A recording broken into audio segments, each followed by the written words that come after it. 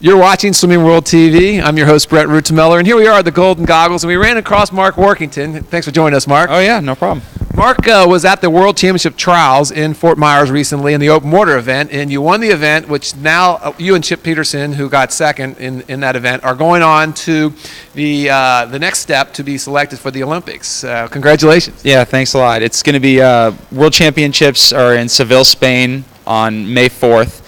And I got to make top 10 at that race, essentially, to get to the Olympics. Yeah, let's talk about this. This is the first time ever that they have an open water event at the Olympics. You must feel proud to be in a position to represent the United States. Yeah, I'm a pioneer, as it were, huh?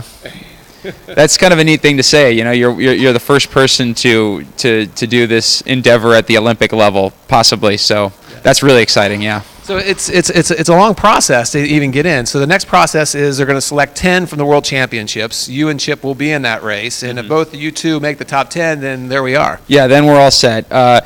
It gets more complicated for America if we don't get to, if Chip and I both don't make it. If one person makes it in the top 10 and the other doesn't, then America only gets one representative at the Olympics. Now hold on for a second here. So when the open water starts in Beijing, how many people will be in the field? There's guaranteed to be 25 athletes, one from China and then 24 from other countries. So 25. Now they're going to take the top 10 at the World Championships. So how does the remaining 15 get selected?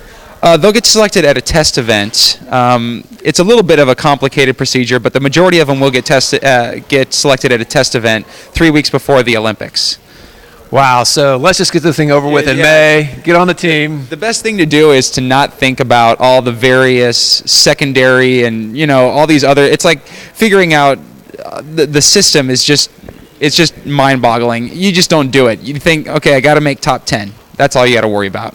Now, it's such an exciting event, and you must really enjoy it. Obviously, you're in there, but the strategy into it. Can you talk a little bit about the strategy? What are you doing to prepare for this thing? Is there a team approach to it all? Will you and Chip be working together?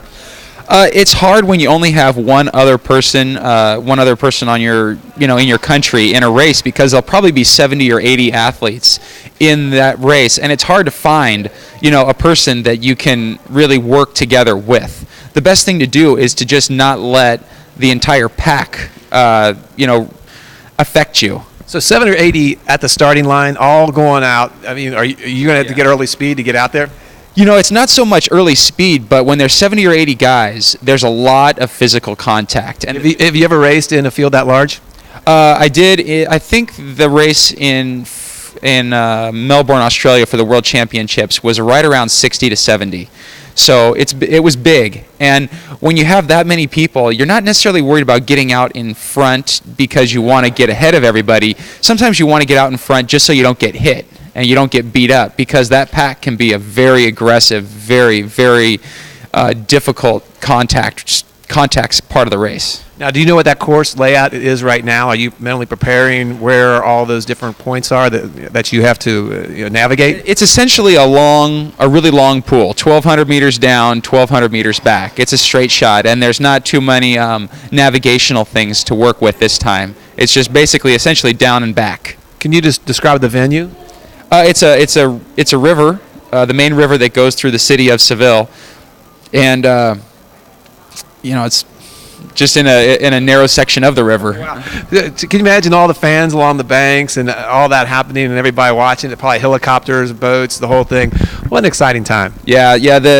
They really got into it over there. I did a World Cup race, and the whole city was behind it. It was really exciting. I can't imagine what they're going to do for a race this important. It's the biggest swim race in the history of open water swimming, and it's happening, in one of the most picturesque locations in a country where they love open water swimming. And you got river current. You're going to be going downstream part of it and upstream the next part? Yeah, hopefully, that won't play too much of a factor in how, the race breaks down, because that's one of those variables that you can't count on. Now, granted, nobody can count on it, so you're not really sure who it could benefit and who it could hurt, but there is a slight current going downstream.